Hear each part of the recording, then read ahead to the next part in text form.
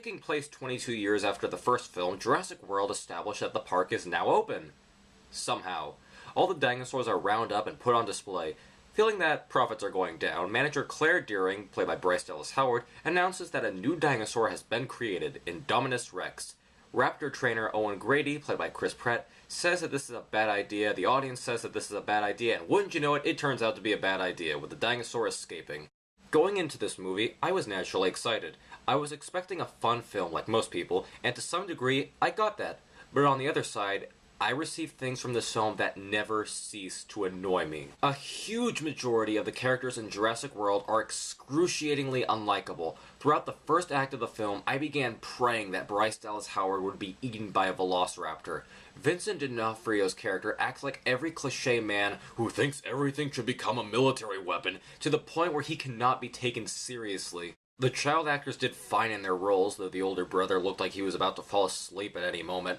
Aside from them, the only character who seemed to have any humanity was Chris Pratt, who does fine in the film but could easily be switched out by anyone else. Pratt adds nothing to this cardboard character, but it's not his or anyone else's fault because the script does not allow anyone else a chance to add anything to their dull characters. Another gripe I have is the CGI. Was it bad? Now and then, but my problem was a huge omission of practical effects. Whether you are a fan of practical effects or not, it cannot be denied that in the original films, it made the dinosaurs more believable. You believed they were there because they were there.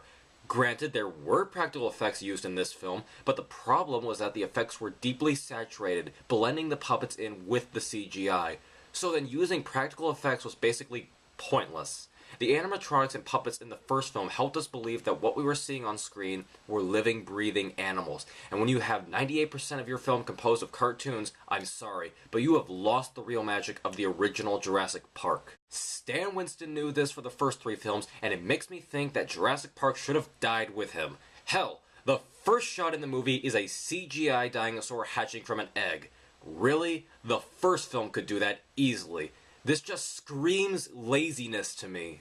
So is there anything I like? After all, it is a Jurassic Park movie. There has to be something that I like about it. I enjoy the premise of the movie, though I don't think it goes into as much depth as I would have liked, as in how was the park opened.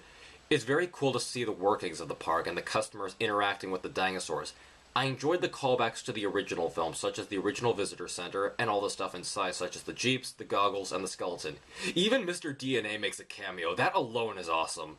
The stuff with the flying dinosaurs is amazingly well done, as well as the velociraptors in the jungle. And the final fight between the Indominus Rex is very entertaining to watch. For the saturated effects, I will say that while I found it unnecessary to alter the velociraptors' faces when the shot only showed their faces, the one effect that remained very impressive to me was that of the wounded Apatosaurus. It looked very good, and I will even say it might have actually benefited from the saturation. The face looked so lifelike, and it was fitting that this realistic animal was featured in such a wonderfully touching scene. I will even go so far as to say that it is one of, if not the most, heart-moving scene in any of these films. And I like the theme of the film. The idea that everything has to be bigger and better to cater to the demographics was a great idea. It made me think of the Hollywood system that tends to have that mindset, especially when it comes to action and computer-generated effects. So there are things about the film that I like, but the amount of unlikable characters and CGI really do irritate me beyond belief.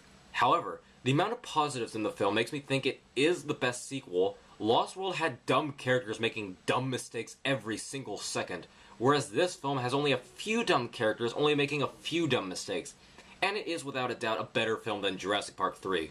I know I've been nitpicking throughout this review, and you probably think I hate the film, which, to be honest, I thought I did myself when I started writing this review. But once I started to calm down, I ended up coming to the conclusion, it's decent.